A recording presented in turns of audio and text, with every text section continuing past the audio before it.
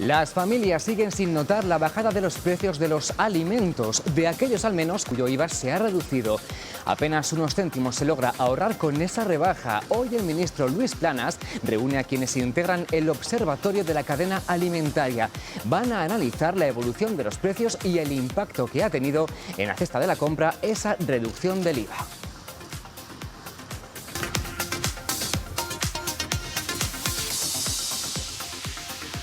¿Qué tal? ¿Cómo están? Y este lunes también se reanuda en León el juicio por la muerte de 6 mineros en la hullera vasco-leonesa. Han comenzado las declaraciones de los testigos una vez que el juez ha escuchado ya a todos los acusados. Además, también hablaremos con la alcaldesa de Espirdo, en Segovia. Es uno de los ayuntamientos que está sufriendo las consecuencias de los daños que están provocando la ganadería de reses bravas del Marqués de Quintanar. Los animales, como recordarán, se escapan y son varios los consistorios segovianos que piden que se refuerce el vallado en la zona. Y en el tiempo del análisis que está pasando, vamos a hablar de la ley trans recientemente aprobada de forma definitiva. La ley permite, como ya saben, la libre autodeterminación de género y eso ha generado las críticas de algunos colectivos como parte del feminismo y también de algunas asociaciones médicas que creen que es fundamental contar con un informe psicológico. Enseguida hablamos de todo esto y mucho más porque aquí comienza Está Pasando.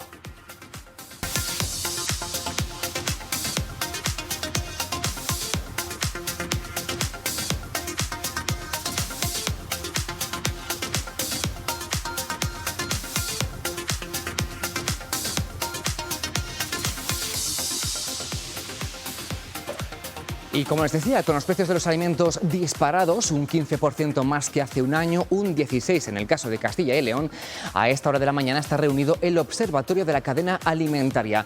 El ministro de Agricultura convoca de manera extraordinaria a agricultores, ganaderos, industria y distribución para analizar la evolución de los precios y estudiar el impacto de la reducción del IVA de algunos productos. La que parece descartada es la propuesta de Unidas Podemos de bonificar con un 14%, Daniel de la Fuente, buenos días, una cesta de 20 productos básicos.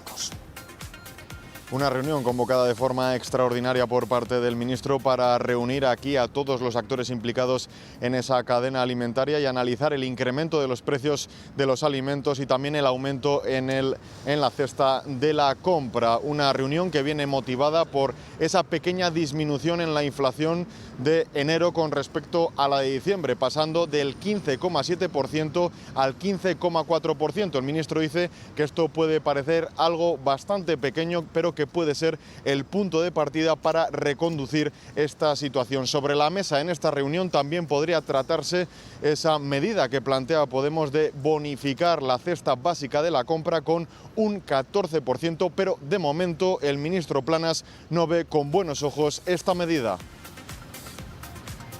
Gracias, Daniel. La rueda de prensa está previsto que sea a partir de las 2:30, así que luego en el informativo tendrán más información de esta reunión. Estamos también muy pendientes del juicio de la hullera vasco-leonesa. Luego veremos qué está dando de sí esa declaración de los testigos de este lunes, pero también en clave de tribunales y en la provincia de León estamos también en Ponferrada porque hoy iban a juzgar allí a la alcaldesa de Fabero por un presunto delito de prevaricación, pero la vista se ha suspendido por la huelga de letrados. Bueno, acaban de intuir. Un año más tendrá que esperar este caso que se remonta a una denuncia de Ciudadanos que puso en conocimiento de la Fiscalía el caso de algunos trabajadores eventuales contratados por el Ayuntamiento de Fabero, como por ejemplo el de una empleada de personal laboral temporal que ni estaba en la bolsa de empleo ni estaba desempleada.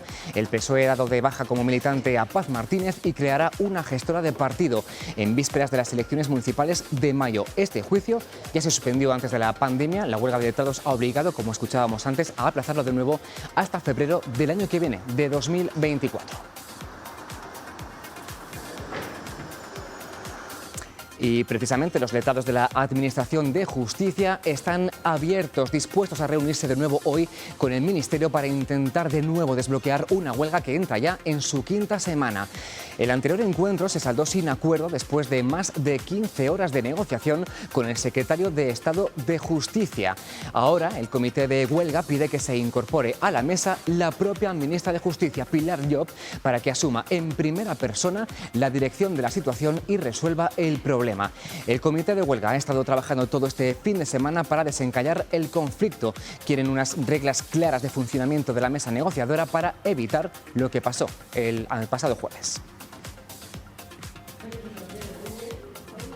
Y precisamente Pilar Llop, la ministra de Justicia, va a ser la primera ministra a la que visite la delegación de diputadas del Parlamento Europeo que viene a España para conocer de cerca las políticas de igualdad de nuestro país. En pleno choque de los socios de gobierno por la ley del solo sí es sí, una decena de eurodiputadas de la Comisión de Derechos de la Mujer se reunirá desde hoy y hasta el miércoles con autoridades y expertas en materia de igualdad. Con las ministras lo hará por separado, esta tarde a las 5 con la de Justicia, a partir de mañana con la titular de Igualdad, ambas enfrentadas por la reforma de la ley del solo sí es sí. Y ahora sí, el juicio por la muerte de 6 mineros en la Pora de Gordón en 2013 entra hoy, como decíamos, en su tercera semana. Y terminadas las declaraciones de los acusados, los directivos de la Hullera Vasco-Leonesa, esta mañana, por fin, estamos escuchando ya a los testigos propuestos por las acusaciones. Algunos de ellos, mineros que salvaron la vida el día del accidente. Natalia García, ¿qué han contado de lo que pasó?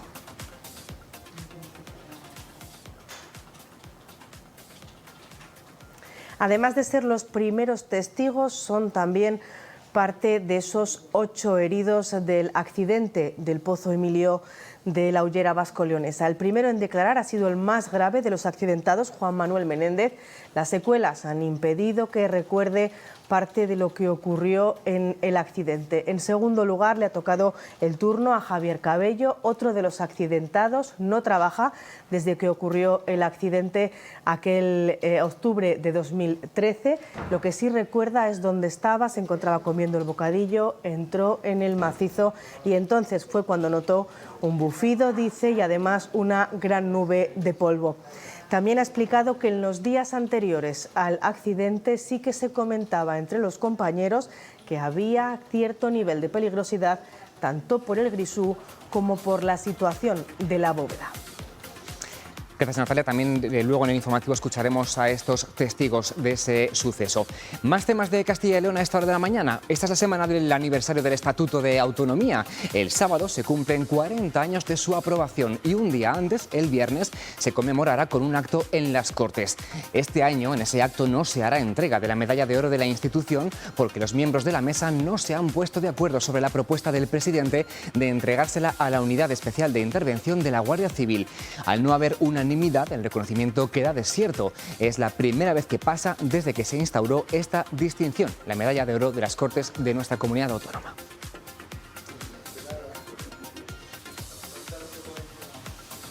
Un asunto que va a dar mucho que hablar desde hoy hasta el acto del viernes.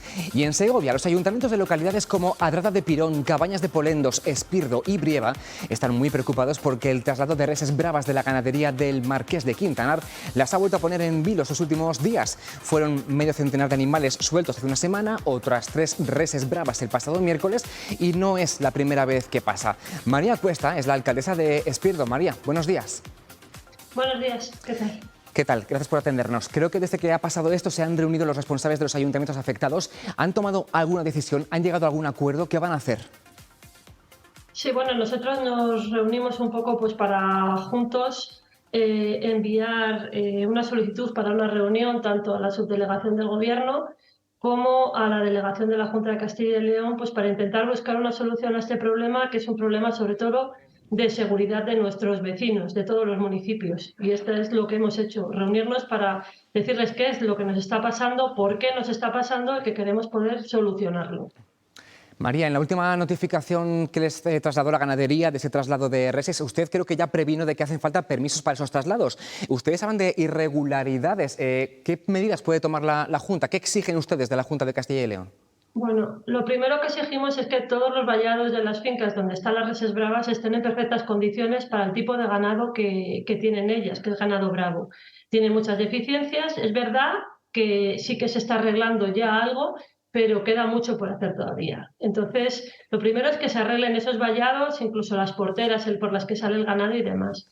Luego, otro problema, nosotros lo hemos centrado en 3 puntos principales. Uno es el tema del vallado, otro es el tema de los traslados de los animales, que tienen que cumplir unos requisitos tanto de tiempo, de comunicación, como de seguridad en ese traslado, además de tener las guías correspondientes cuando se pasan de municipio las reses, porque tienen que tener una guía al no tener los códigos de explotación en esos municipios. Eso es lo que principalmente estamos pidiendo y eso es lo que canaliza y finaliza en que haya seguridad en nuestros municipios y nuestros vecinos puedan caminar libres por la calle sin que tengan el peligro de que venga una res brava detrás de ellos. Claro, le quería preguntar cómo están ahora en esa zona, esos municipios segovianos, porque han sido 45-50 reses el otro día, otras 3 el pasado miércoles. ¿Qué peligro suponen para la vida diaria del pueblo? Y creo que están ya todas localizadas, ¿no? Pero saben que puede volver a pasar. A ver, la gente, lo que nosotros no podemos garantizar a nadie es que las reses no vayan a salir, porque nosotros, si no tenemos ni siquiera comunicación de cuándo las mueven, si los vallados no cumplen las condiciones de seguridad, pues es imposible poder garantizar la seguridad a nadie. A nadie le puedes decir, vete tranquilamente por el camino porque no te vas a encontrar nada. Pues eso, a día de hoy, no podemos decirlo ninguno de los alcaldes que nos vemos afectados. O sea, eso es imposible decirlo si no se cumplen medidas de seguridad. Pues María, gracias por atendernos, alcaldesa de Espirdo, provincia de Segovia. Seguiremos pendientes de ver qué sucede con esta fuga de reses, que no se vuelva a suceder, a ocurrir, y en todo caso que la Junta de Castilla y León tome medidas y también la ganadería. Sí, nosotros esperamos que este miércoles, que tenemos una reunión con la subdelegada y con el delegado de la Junta, esperamos encontrar una solución, la verdad. O sea, que estamos con el ánimo abierto a que eso sea así. Así que bueno, os agradecemos mucho que nos deis voz, que se nos vea y que sepan qué problema tenemos y que la solución sea lo antes posible. Muchísimas gracias. Pues estaremos pendientes de esa reunión del miércoles. María Cuesta, gracias por atendernos. Un saludo. Muchísimas gracias a vosotros. Buen día. Y hasta aquí lo que está dando de sí la actualidad de este lunes. Luego, al final del programa, recuperaremos también más asuntos que están sucediendo a esta hora de la mañana en Castilla y León. Ahora vamos con el análisis. Les recordamos que el Congreso aprobó la semana pasada la conocida como Ley Trans, que permite la libre autodeterminación de género. Es decir, que una persona pueda cambiar de sexo simplemente manifestando esa voluntad. Cambiar, luego incidiremos un poquito más en esto, en el registro civil. España se une de esta manera al resto de países europeos que tienen una norma bastante similar. Son ya 10. Enseguida vamos a profundizar en esta nueva ley, pero antes, como siempre, quiero presentarles a nuestras invitadas esta mañana. Ellas son Marina Echevarría, es catedrática de Derecho en la Universidad de Valladolid. De hecho, es la primera catedrática transgénero de nuestro país y activista LGBTI. Marina, gracias por acompañarnos. Buenos días, muchas gracias. Y quiero rectificar porque es LGBTI, luego también hablaremos de... Pero bueno, este es otro toro, sí, de que estamos hablando. Otro debate, pero bueno, hay que decirlo bien. Y también nos acompañará esta mañana Yolanda Rodríguez, que es la presidenta de la Fundación Triángulo de Castilla y León. Yolanda, buenos días. Hola, buenos días. Como siempre, también vamos a dar un poco de contexto a este tema de análisis de hoy, de la ley trans o ley para la igualdad real y efectiva de las personas trans y para la garantía de los derechos de las personas LGTBI, que es su nombre oficial completo. Fue un compromiso del Gobierno de coalición y una de las leyes estrella del Ministerio de Igualdad que más han puesto también en jaque la coalición de gobierno Unidas Podemos-PSOE. La autodeterminación de género ha sido desde el primer momento el punto más polémico. Después de un borrador, un anteproyecto de ley, informes, el Gobierno aprobó la ley en verano del año pasado y ahí comenzó su tramitación, a la que el PSOE presentó después una enmienda para que los menores de entre 12 y 16 años que quisieran cambiar de sexo en el registro civil lo hicieran con una autorización judicial. En diciembre, la Comisión de Igualdad del Congreso rechazó esa enmienda que solo apoyó el propio Partido Socialista y la norma fue enviada al Senado, que con pequeños cambios técnicos la remitió al Congreso para su aprobación definitiva el pasado jueves. Por cierto, que la ex vicepresidenta Carmen Calvo, muy crítica con ese tema, se abstuvo en esa votación, al igual que en diciembre. Y entonces, en diciembre, el PSOE la multó con 600 euros por saltarse la disciplina de partido. Bueno, ahora la ley es una realidad. ¿Y cómo queda la autodeterminación de género de los menores que tantas fricciones ha causado? Bueno, aquí tienen un poco el organigrama, la tabla. Los de 16 y 17 años, aquí está la principal novedad, lo pueden hacer con total libertad. Ya no necesitan ni autorización judicial ni informes médicos que acrediten disforia de género. Los de 14 a 16 años deberán estar acompañados de sus padres y en caso de desacuerdo con ellos, ahí sí les quedará la figura del defensor judicial. Y los que tengan entre 12 y 14 años sí tendrán que aportar un aval del juez. Por debajo de ahí, los menores de 12 años no pueden cambiar el sexo en el registro, pero sí el nombre para ajustarlo al género.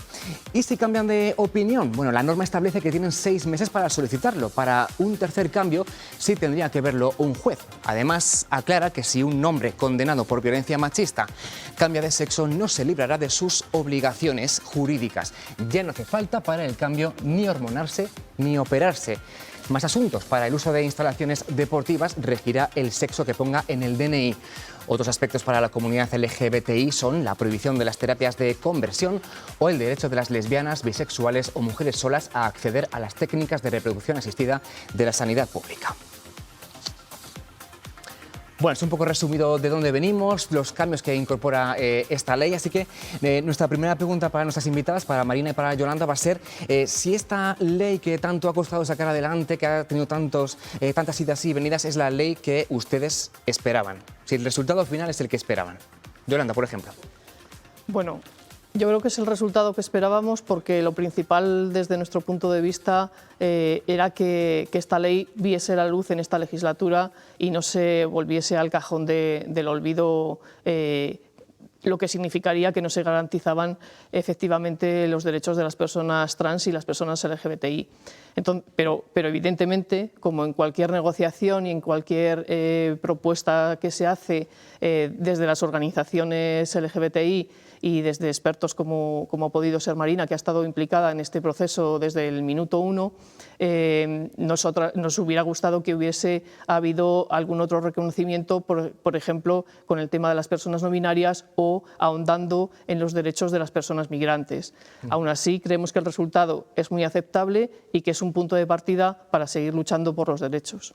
Luego también dedicaremos un poquito de tiempo para ver qué es lo que le falta, lo que falta por recorrer. En esta primera intervención, Marina, ¿qué es lo que aporta esta ley? Bueno, pues lo primero que aporta es que dejamos de ser unas enfermas o dejamos de necesitar declararnos enfermas mentales para poder ejercer nuestros derechos civiles. Y es que aquí se había asimilado, y hay mucha gente que sigue defendiendo, una auténtica aberración. Los diagnósticos son para los tratamientos médicos y lo que no tiene sentido es mezclar un diagnóstico que está hecho para un tratamiento médico con el estatus civil de las personas y con el ejercicio de los derechos civiles, y esto desaparece, afortunadamente. Hay cosas que nos habrían gustado que hubieran quedado más claras, por ejemplo, pues lo del deporte, ¿no?, que va a quedar en buena medida en manos de resoluciones del Consejo Superior, esperemos, o de las federaciones, que será peor porque entonces habrá soluciones más irregulares. O pues se podría haber sido más claros en algunos aspectos, como por ejemplo la cartera de servicios de seguridad social, que probablemente alguna comunidad como la nuestra seguramente pues dé algún problema en el cumplimiento de la ley, pero en general es una herramienta válida para defender los derechos de una comunidad que lo ha tenido muy difícil todos los años anteriores. Tiene otra pregunta para las dos, era ¿por qué era necesaria esta ley? ¿Por qué hacía falta en España una ley de esas características que contemplase todo lo que habéis mencionado que se ha avanzado, aunque falte alguna cosilla? ¿Por qué era importante? Pues yo diría que, primero, porque hacía falta armonizar respecto a una normativa de las comunidades autónomas que estaba dispersa, o como nuestra comunidad, que no tiene ninguna ley, ¿no? En segundo lugar, porque todavía quedaban aspectos de discriminación con el colectivo LGBT, a pesar de todos los dictados constitucionales de uniformidad. Y, en tercer lugar, porque hace falta políticas públicas para acabar con algunos restos de esa discriminación tradicional. Por ejemplo, en el caso de las personas trans, hay que decir que es uno de los colectivos que mayor índice de paro acumula de toda la sociedad española. Y esto requiere pues algo más que un enunciado de los españoles serán buenos y benéficos y les darán igualdad. Necesita una política pública de inserción laboral y esta ley, por fin, atiende a ese tipo de políticas públicas. O para erradicar la persecución en las escuelas, ¿no? Pues también eso requiere políticas públicas. Eso es lo que esperábamos de esta ley y es lo que, bueno, pues con mayor o menor claridad está y esperamos que se desarrolle. ¿Cuál es la principal, por elegir una, centrarnos un poquito en la principal novedad, el principal avance, si hay que elegir uno que permite esta ley? Evidentemente, el eje central de la ley es la autodeterminación de género. A partir de ahí se desarrollan multitud de derechos o se articulan los derechos que van a permitir a las personas trans, bueno, pues evidentemente ser como son, manifestarse como son y que sea reconocido legalmente su derecho.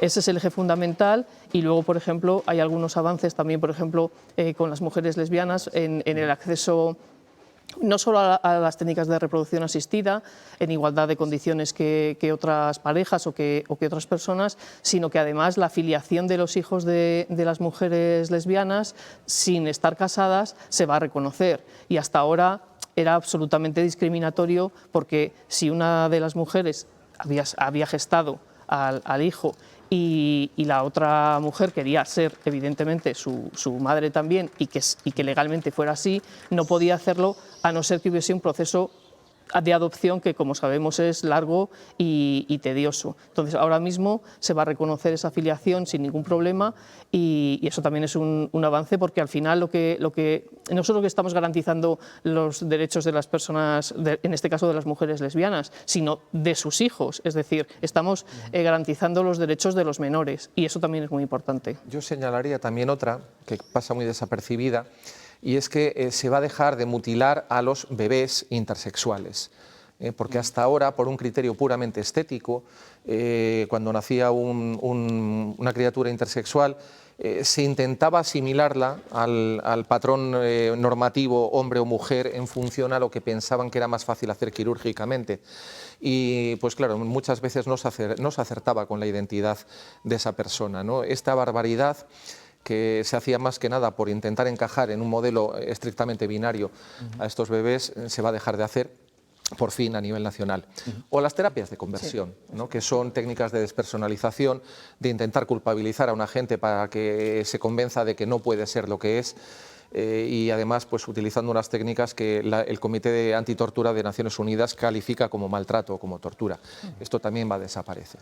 Mencionaba hace un momentito el tema de la autodeterminación de género como uno de los principales avances de esta ley. De entre los países de nuestro entorno que tienen normativas similares, la ley trans española es un poco más permisiva, sobre todo en el tema de los menores, y eso también ha despertado muchas críticas y ha sido un impedimento para que haya sido también un poquito más ágil la tramitación. ¿Cuál es su opinión al respecto, el tema de la autodeterminación de género en el caso de los menores? Pues si quieres, vamos a ver, esto también es porque las cosas evolucionan. El Tribunal Europeo de Derechos Humanos ha ido reconociendo que la identidad de género es uno de los aspectos más de la identidad. Todos tenemos una identidad sexual, ¿no? Y las personas trans también, pero la tienen desde que son pequeños. O sea, entonces el Tribunal Europeo fue diciendo que era necesario el reconocimiento de la identidad a los menores. Y lo que se podía discutir era en qué condiciones. Pero es que el Tribunal Constitucional Español ya dijo también que era necesario reconocer la identidad de género a los menores, y dijo con claridad también que a partir de los 16 años este es un acto personalísimo y que tienen ya capacidad suficiente. Pues quedaba la etapa anterior. Y aquí la cuestión que discutíamos era, ¿tiene que haber bandas de edad? O sea, esas bandas de edad de 12 a 14, 14 a 16, ¿tienen alguna justificación real? Y las justificaciones pues no tienen desde el punto de vista jurídico una explicación. Desde el punto de vista del desarrollo hormonal, pues sí hay una serie de etapas, pero no tiene por qué mezclarse las cosas. Porque los niños trans o las niñas trans muchas veces manifiestan su identidad de género en una edad muy anterior a los 12 años. Y otras personas pues no tienen una urgencia por ese reconocimiento y pueden aguantar hasta más adelante, ¿no? Ahí es lo que se discutía, es decir, en qué condiciones se legitimaba para el cambio.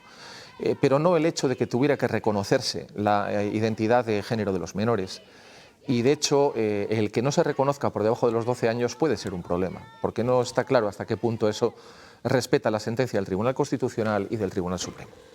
¿Puede haber casos que se lleven a los tribunales a partir de ahora en función de lo que acaba de explicar y tengan que ser un juez igualmente? O sea, no hace falta en primera instancia, pero luego que cada juez determine cada caso o estudie cada caso. Podría haber, habrá problemas de aplicación. En toda ley siempre hay alguien que lo quiere interpretar de una manera más restrictiva o menos restrictiva y podrá haber algún problema.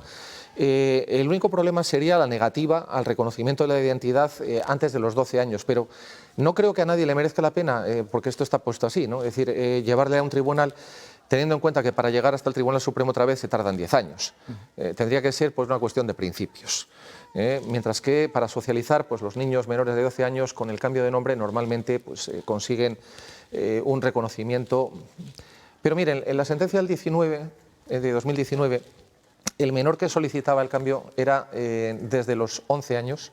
Su identidad de género estaba clarísima desde los 8 años y el Tribunal Supremo le reconoce que había sufrido discriminaciones terribles antes de los 14 o 15, que es cuando analiza el caso. En la sentencia, pues para cuando sale él ya estaba cumpliendo los 18 años. Quiere decir que efectivamente pues puede haber casos de menores a los que la ley se les ajuste mal. Desde colectivos de profesionales sanitarios como la Organización Médica Colegial y la Sociedad Española de Psiquiatría y Salud Mental, ¿no creen que sea conveniente eliminar los informes clínicos, psicológicos, el tema de la disforia de género y tal, previos al cambio de sexo? Sobre todo en el caso de menores, los profesionales hacen hincapié que no se refieren a aquellos niños que manifiestan el deseo de reasignación desde pequeños, sino a casos que surgen en la adolescencia y que podrían derivar en otros aspectos. No sé cómo lo ven esta diferencia. Bueno, entre las alegaciones que se han estado aireando hay algunas que carecen totalmente de información especializada. Es decir, los protocolos médicos están fijados por sociedades como la Sociedad de Endocrinología Internacional y ahí se recopila la información de todos los centros de identidad de género de todo el occidente y prácticamente de todo el mundo. Son protocolos que buscan la mayor seguridad posible. Y otros pues hacían esa alegación pensando todavía en que necesariamente va a tener que ir de la mano el cambio registral y el cambio médico, cosa que pues, no tiene por qué ir a la par. Es decir, habrá personas que demandarán esos cambios médicos y requerirán tratamientos médicos, pero lo que queremos precisamente es que no estén pidiendo tratamientos médicos para conseguir socializar y porque esté de las dos cosas vinculadas, pues nos encontremos con gente que está pidiendo un tratamiento médico que igual no demanda o que no necesitaría, ¿no? La ley pretende desvincular esa presión de los menores. ¿Que en la adolescencia hay riesgo de equivocarse? En realidad el cambio requiere mucha reflexión y hay un proceso de información. Los padres no van a pedir el cambio de sexo del menor si no tienen una apoyatura y una convicción muy fuerte. Y a partir de los 16 años tú normalmente ya lo has pensado mucho y en todo caso se te va a alertar de todo lo que significa ese cambio en tu vida, de todo lo que va a implicar en cuanto a cambios de papeles, cambio de nombre, papel social, etcétera. Y finalmente pues se ha contemplado la reversión porque alguien puede equivocarse, pues bueno, pues es mejor retroceder que no mantenerse en el error, ¿no? Pero de lo que se trata es precisamente de que los menores no se vean constreñidos a una situación de itinerario único, de hormonación, operación, reconocimiento legal, porque eso es lo que verdaderamente podría dar problemas y ha dado problemas, ¿no? Sí, Yolanda. Sí, yo quiero incidir un poco en lo que comenta Marina de esa socialización y esa normalización en los entornos, sobre todo educativos y familiares, y de los entornos sociales de las personas trans, ¿no? En este caso, porque independientemente de esos procedimientos legales y de esa posibilidad de tener una serie de tratamientos si al final esas personas lo requieren. Yo creo que lo que garantiza la ley con estas horquillas de edades, aunque bueno, pudieran no existir estas horquillas, es precisamente que esa persona sea reconocida por el entorno, por su entorno social, por el entorno educativo, que sabemos que es muy dañino para muchas personas trans y muchas personas LGBTI, y incluso dentro del profesorado hay reticencias. Bueno, pues esas reticencias se tienen que anular a través de esta normativa y eso es lo que va a posibilitar que esa persona se desarrolle libremente, lo tenga claro, lo piense. O sea, estas cosas, como dice Marina, no son de la noche a la mañana, no vienes un día y dices, vas al registro y dices quiero cambiarme. No, esto tiene un proceso muy largo desde que eres también una persona pequeña, los niños que ya tienen esa visión de su vida y lo que necesitan es que se les acompañe en ese proceso y que se eliminen obstáculos para que puedan desarrollarse libremente. Entre las muchas tonterías que se han dicho es eso de es que cambias de un día para otro. No, para empezar, el proceso van a ser en total unos 6 o hasta 8 o 9 meses como pronto, ¿no? Y eso ya implica pues bastante persistencia en la manifestación, pero es que uno no llega al registro si antes no lo tiene clarísimo, porque altera toda tu vida y además te van a explicar que altera toda tu vida. Y en cualquier caso, cuando hablamos ahora mismo de autodeterminación, hablamos del cambio en el registro, esta última palabra se está omitiendo en muchos titulares y en muchos comentarios. No sé si veis un afán de confundir un poco a la gente, ¿no? Con el cambio de sexo en el registro civil. Hay una auténtica campaña de pánico moral. Por Dios, es que se estaba discutiendo esto en el registro, en el Senado, y hubo un diario que nos dedicó 10 páginas de auténticos bulos, noticias tergiversadas. información no contrastada y bueno, y llevamos así 3 años, por el amor de Dios. Es que se nos ha querido convertir en un campo de batalla político y lo siento mucho, pero nuestras leyes no están para eso y nuestras vidas no deberían ser objeto de contienda, ¿no?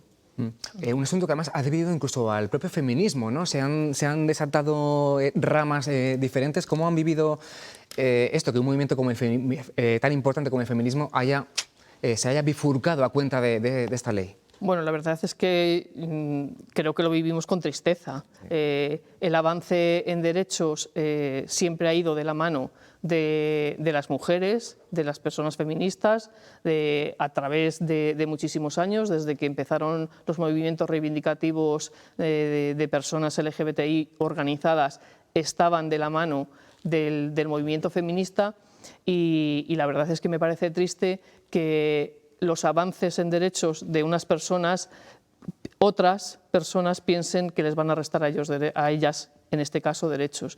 Eso no es para nada así, o sea, no se va a borrar a nadie, no se va a eliminar a nadie, al contrario, es reconocer derechos y cualquier avance en derechos debe ser aplaudido por todas aquellas personas que llevan muchísimos años precisamente luchando por esos derechos y además bueno, pues que siempre hemos ido de la mano y ahora mismo bueno, pues sí hay algunos movimientos o algunas tendencias que quieren confrontar o que quieren creer que se ven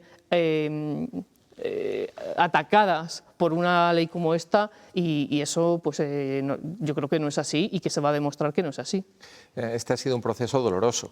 O sea, esta es una ideología que nace de la mano de la ultraderecha norteamericana, donde se están aprobando leyes de segregación de las personas transexuales, de negación de los espacios comunes, de negación de tratamientos sanitarios, de proscripción en la educación, incluso de apertura de expedientes a los padres que reconocen la identidad de sus hijos y hasta la privación de la patria potestad en su caso. Y aquí alguien ha querido comprar ese discurso, no sé muy bien si por utilidad política o por convicción, pero en todo caso es un error desde el punto de vista de que nosotras efectivamente no le quitamos ningún derecho a nadie. Todo el entramado de leyes que reconocen derechos reconocidos y ganados por el feminismo siguen intactas y van a seguir funcionando. Y el problema es que hay gente que no nos reconoce de ninguna manera. El problema es que no nos quieren reconocer de ninguna manera, no nos reconocen un estatus de igualdad y se sienten incómodas con el hecho de que yo pueda tener los mismos derechos que Yolanda o que cualquier otra mujer. Bien, ante esa gente, ¿qué le vamos a hacer? Pues tampoco tenemos por qué transigir. Otros de los temas que han sobrevolado sobre la tramitación de esta ley es si los hombres pueden ver aquí una puerta abierta a los agresores sexuales a beneficiarse de los efectos de esta ley. Ese otro debate, ¿cómo lo...? Se han generado un montón de bulos sobre esto, se han generado además noticias cogiendo siempre algún ejemplo estrambótico de Estados Unidos o de Gran Bretaña, es decir, aquí no ha pasado nunca nada de lo que están diciendo por ahí. Yo no veo a un agresor sexual molestándose en cambiar de sexo, cambiar toda su documentación, sus contratos, para agredir a una mujer, ¿no? Cuando su mentalidad precisamente pues implica un desprecio a la condición femenina. O sea, sería absolutamente impensable, pero además es que no conseguiría nada porque sería procesado igual, ¿no? El hecho de que no, me declaro mujer al día siguiente y ya no se me juzga, perdón, eso ha sido absurdo, no ha sido nunca así, ni podría ser. No hay ninguna retroactividad penal favorable, se dijo desde el primer día, hay un principio de continuidad de la personalidad. Si yo cometo un delito de prevaricación hoy y soy funcionaria, porque mañana deje de ser funcionaria, el delito sigue juzgándose. Si yo cometo una agresión sexual como hombre y mañana soy mujer, pues lo siento, pero el delito penal se seguirá juzgando.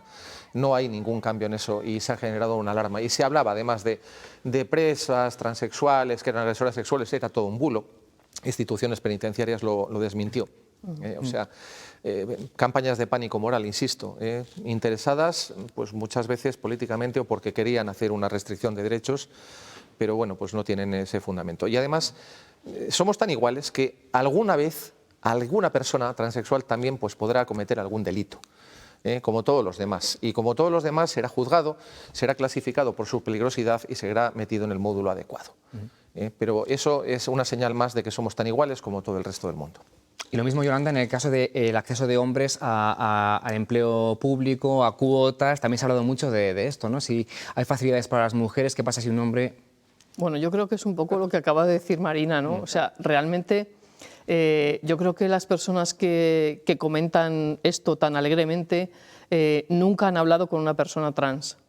Nunca han hablado con una persona trans y se han acercado a su realidad para saber lo que es ese proceso, para saber las dudas que se tienen, para saber los problemas, lo que implica la discriminación que se sufre, el bullying en el centro educativo, en que te desprecie tu propia familia, incluso que te echen de casa y te tengas que quedar en la calle, porque se dan muchos casos de personas sin hogar que son personas trans. Entonces, ante este panorama, que desde luego no es ningún camino de rosas, ¿alguien cree que porque haya una cuota, o sea, me voy a cortar yo una pierna para acceder a la cuota de discapacidad en un empleo público? ¿Me la voy a cortar? Bueno, no sé, a lo mejor hay alguien que se la corta. Pero realmente yo creo que estas personas nunca han tenido acceso a poder hablar de tú a tú con una persona trans, ni saben su realidad. ¿Y los hombres transexuales que dejan de acceder a las ayudas que tienen como mujeres? Pues, efectivamente. Es decir, es que... Sí, porque ese es otro tema, ¿no? Que es un planteamiento. A través del debate tergiversado del feminismo se ha puesto el foco en las mujeres trans, pero es que también existen los hombres trans. ¿Son menos visibles? Pues sí, probablemente, pero también han tenido su proceso, sus problemas y bueno, pues efectivamente ahora no tienen acceso a una cuota que les pudiera beneficiar. Entonces, al final es que la persona se reconozca a sí misma, se sienta como ella quiere y se reconozca eso a nivel social y a nivel jurídico. Falta, como dicen y comparten, también mucha visibilidad. Dice el presidente nacional del PP que si llega a Moncloa revertirá la ley. ¿Todo lo que hemos alcanzado hasta ahora podría dar marcha atrás si esto pasa? Sí, por desgracia, desde el momento en que se nos convierte en un campo de batalla político y se instrumentaliza esto como un arma de agresión política, pues podría ocurrir que efectivamente alguien intentara volver a quitarnos nuestros derechos. Esto ha ocurrido en Hungría. En Hungría se reconocieron los cambios de sexo registral, llegó el señor Viktor Orbán y los quitó, y todas mis compañeras de repente pues vieron cómo se quedaban en el limbo, ¿no? Desaparecían como sujeto político, como sujeto para prestaciones sanitarias, como sujeto para cualquier tipo de contemplación de nada, ¿no? Siempre es posible. Yo confío en el pueblo español, que creo que es mucho más sensato que todo lo que dijo Feijóo el otro día. Además, utilizando un argumento verdaderamente banal, ¿no? Yo quiero ser padre, no progenitor gestante. Eso de progenitor gestante o progenitor no gestante está en la jurisprudencia española desde hace más de 15 años y está en el Código Civil mucho antes de esta ley. Es una expresión para intentar reconocer, pues, dentro de los progenitores que tiene un menor, los que han gestado de los que no. Y en este caso se menciona solamente porque puede haber hombres transexuales que son progenitores o porque puede haber mujeres lesbianas que no son progenitoras. Eso es. Utilizar eso como chascarrillo para decir y yo me voy a cargar esto, pues es una banalidad. Lo siento, no sé quién le asesora a este señor o si ha sido capaz de leerse en la exposición de motivos, en la primera página, ¿no? No se quita la mención padre o madre, se añade progenitor, gestante o no gestante, para aquellos casos en los que no quedaban parado, nada más. Pues me queda un minutito escaso, nos faltaría ver cuál es, a vuestro juicio, el siguiente paso que debería dar la ley, qué es lo que le falta por avanzar y que vamos a pedir que se incluya próximamente. ¿Qué quedaría? Bueno, yo creo que quedaría un poco el tema del reconocimiento de las personas no binarias, el reconocimiento de más derechos a las personas migrantes, porque, por ejemplo, nosotras mismas en Fundación Triángulo atendemos a muchísimas personas refugiadas por cuestiones de orientación sexual e identidad de género, que llegan a nuestro país totalmente desprotegidas, huyendo de países donde son perseguidas, y tiene que reconocerse también los derechos a todas estas personas, ¿no? Sí, las personas no binarias no han querido ser mencionadas en la ley y bueno, pues eso requiere un estudio jurídico de cómo se puede reconocer esta situación en un ordenamiento que está profundamente dividido en dos. las personas sin papeles. Los migrantes tienen un cierto reconocimiento, pero las personas sin papeles todavía tienen alguna dificultad de inclusión, y somos una tierra de asilo. Hay mucha gente, esto lo tenemos que entender, que huye de sus países porque allá les van a encarcelar o les van a matar y vienen aquí buscando refugio, y nosotros tenemos pues la suerte de poder dárselo y la responsabilidad de darles un tratamiento lo más igualitario posible, ¿no? Bueno, nos quedamos con ese mensaje. En cualquier caso, España sigue siendo un país un poquito más seguro, ¿no?, para acoger a estas personas, por ejemplo, tienen ya un marco legal que las protege. Creo que es un país mejor para todos nosotros, gracias a este reconocimiento de derechos. Bueno, pues nos hace mejores. Sí, una última cosa es que espero, yo por lo menos espero, que esta ley pueda hacer avanzar en derechos a Castilla y León, que como sabéis es de las dos últimas comunidades autónomas de nuestro país que no tiene ninguna legislación que garantice los derechos de las personas trans y las personas LGBTI, y exigiremos que en lo que se pueda aplicar esta normativa, puesto que no tenemos una en Castilla y León, que se desarrolle y se aplique como ley, igual que el Gobierno de nuestra comunidad quiere que también se apliquen otras leyes. Esta es una ley, es ley y debe ser aplicada también en Castilla y León. Y era uno de sus objetivos, dar cobertura a esos territorios donde aún no tienen su propia ley, como Castilla y León. Yolanda Rodríguez, presidenta de la Fundación Triángulo Castilla y León, y Marina Echevarría, catedrática de la Universidad de Valladolid, activista LGBTI.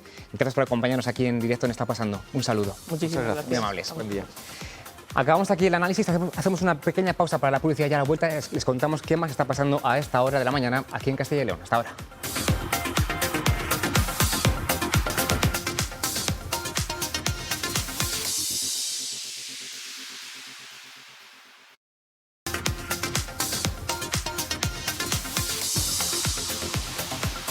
Una y cuarto de la tarde, seguimos en directo en Está Pasando. Y si el pasado viernes les contamos que La Primitiva dejó en Astorga un premio de casi 7 millones de euros, probablemente a un vecino de la localidad, ahora es un soriano el que se puede haber llevado algo más de 6 millones de euros del gordo de La Primitiva de ayer. Al menos allí fue sellado el único boleto acertante de primera categoría. Sara Martín, buenas tardes. ¿Alguna pista del ganador?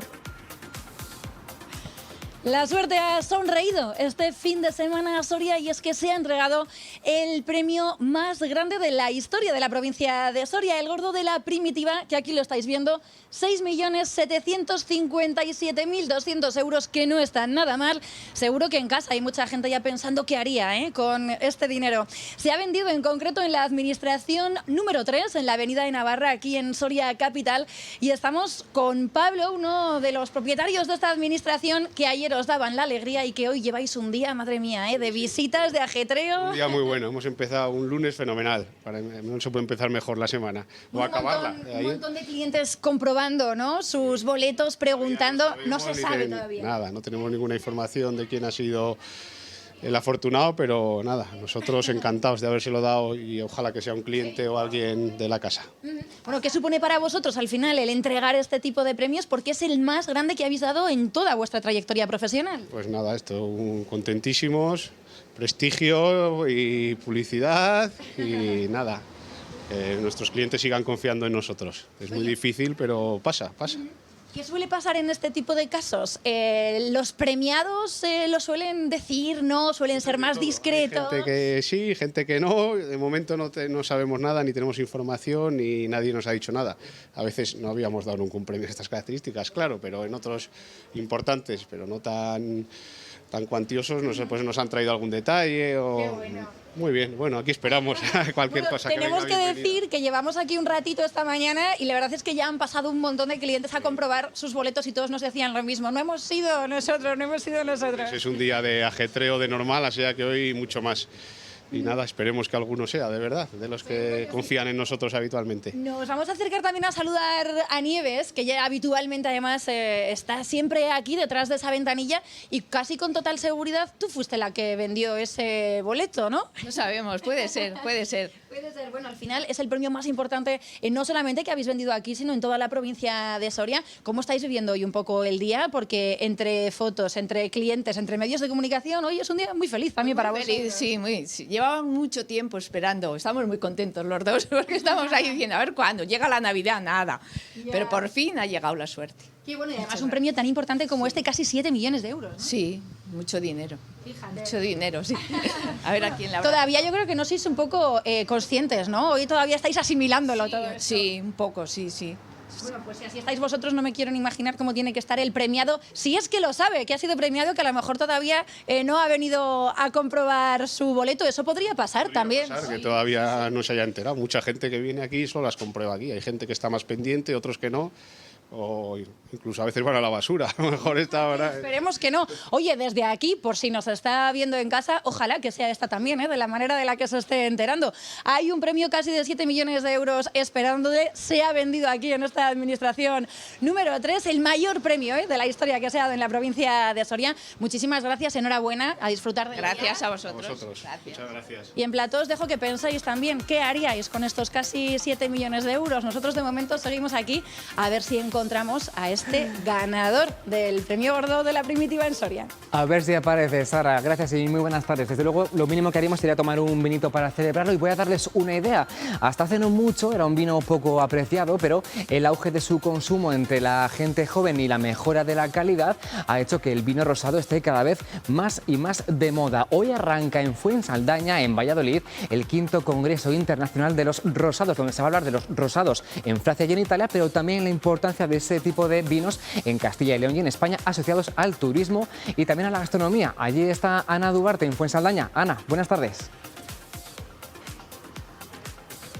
Sí, así es, Eduardo. Ese castillo de Fuensaldaña acoge ese 5º congreso en su 5ª edición, que analizará la puesta en valor de los vinos, como bien dices, de esos vinos rosados y que están en alza en nuestro país, pero también la puesta en valor del vino rosado en países como Francia e Italia. Y por ello tengo conmigo a Pier Mario Ticochelli, que analizará la puesta en escena, poner en escena cómo está el vino rosado en Italia.